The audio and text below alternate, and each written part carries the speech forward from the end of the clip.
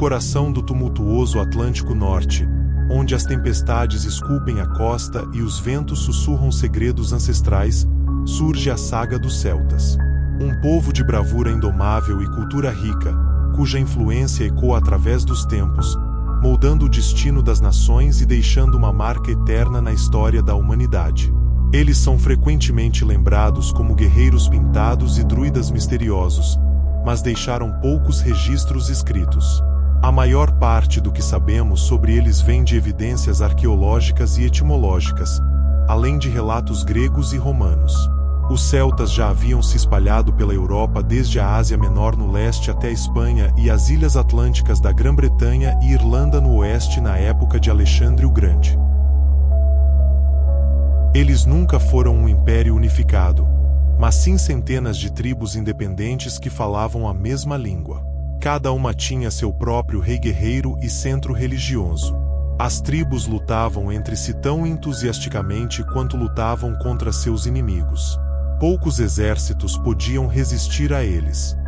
De forma um tanto incomum para a época, os celtas acreditavam na reencarnação, que renasceriam na terra para viver, festejar e lutar novamente, o que pode ter contribuído para sua falta de medo na batalha. Alguns deles lutavam nus, zombando da armadura de seus inimigos. O maior troféu que um guerreiro celta poderia possuir era a cabeça decepada de um inimigo. Eles preservavam essas cabeças em jarros de óleo de cedro e as mostravam aos visitantes de suas casas. Os guerreiros celtas eram tão valorizados no mundo antigo que reis estrangeiros frequentemente os contratavam como soldados mercenários para servir em seus exércitos. Porém, os celtas eram muito mais do que apenas guerreiros. Entre eles havia muitos artesãos habilidosos, artistas e grandes poetas chamados bardos. Os bardos cantavam sobre as bravas façanhas de seus ancestrais e louvavam as realizações dos reis guerreiros, e compunham sátiras mordazes sobre covardes. Os celtas adoravam muitos deuses, e sacerdotes conhecidos como druidas supervisionavam esse culto. Qualquer um poderia se tornar um druida, mas o treinamento exigia muitos anos de estudo e memorização. Os druidas não tinham permissão para registrar nenhum de seus ensinamentos por escrito. Eles supervisionavam práticas religiosas e sacrifícios aos deuses, mas também eram professores, curandeiros, juízes e cientistas. Eram tão respeitados que podiam intervir entre tribos guerreiras no meio de uma batalha e encerrar o combate.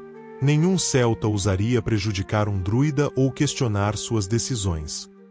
Os celtas tinham uma relação profunda e respeitosa com a natureza e o espiritual. Eles viam o mundo natural como sagrado e acreditavam que cada elemento da natureza, como árvores, rios e montanhas, possuía sua própria energia divina. A espiritualidade celta era baseada na crença de que não havia separação entre o mundo físico e o espiritual, eles eram um único mundo.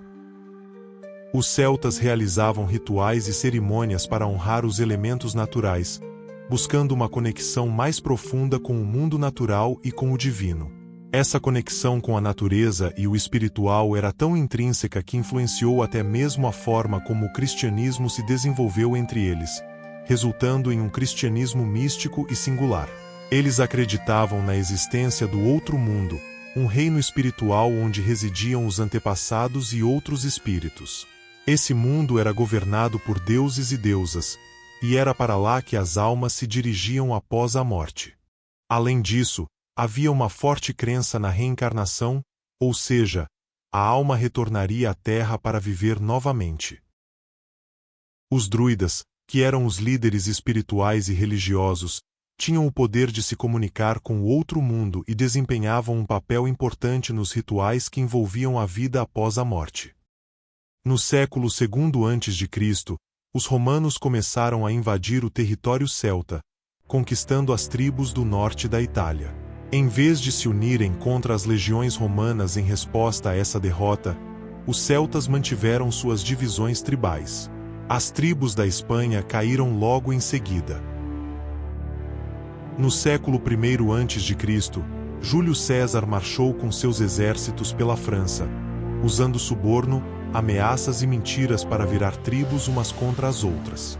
Somente nos últimos dias dessa grande guerra os celtas se uniram contra seu inimigo comum sob a liderança do rei Vercingetorix, mas já era tarde demais. Inúmeros guerreiros e suas famílias morreram ou foram escravizados à medida que os romanos conquistaram a França. Protegidas pelas águas ao redor, as tribos celtas da Grã-Bretanha e da Irlanda foram as últimas resistências. Quando os romanos finalmente invadiram a Grã-Bretanha, a rainha Boudica uniu sua tribo em uma revolta após a morte de seu marido.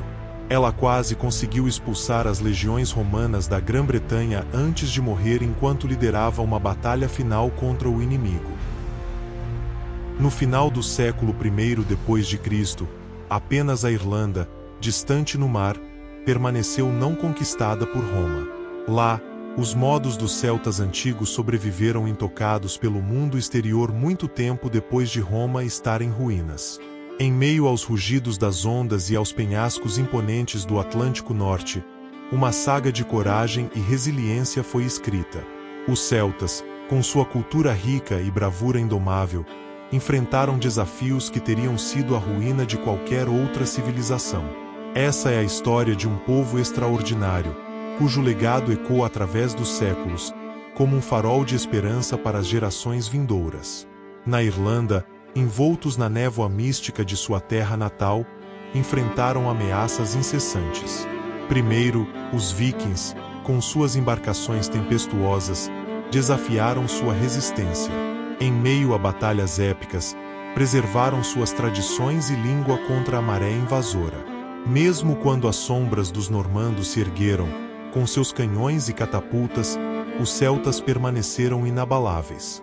A influência anglo-saxã, uma correnteza tumultuosa que moldou a história das Ilhas Britânicas, encontrou um curso diferente nas costas da Irlanda. Enquanto na Grã-Bretanha os saxões se entrelaçaram com os anglos, na Irlanda a influência foi mais tênue.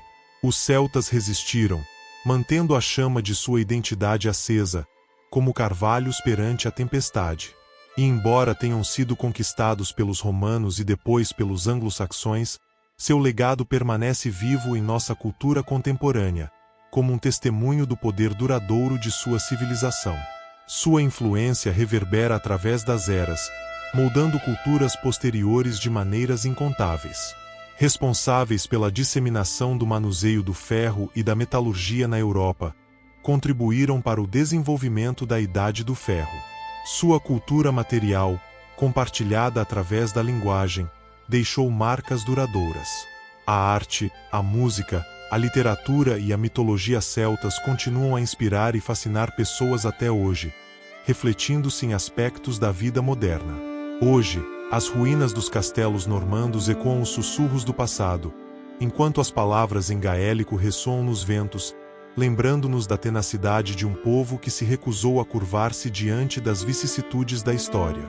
Os celtas na Irlanda não apenas sobreviveram, eles triunfaram. Sua história é uma inspiração, uma narrativa que nos ensina que, mesmo diante das maiores tormentas, a alma humana é capaz de erguer-se como uma estrela cadente, iluminando o firmamento da história com sua própria luz. Assim, os celtas na Irlanda permanecem não apenas como guardiões do passado, mas como um farol de esperança para o futuro.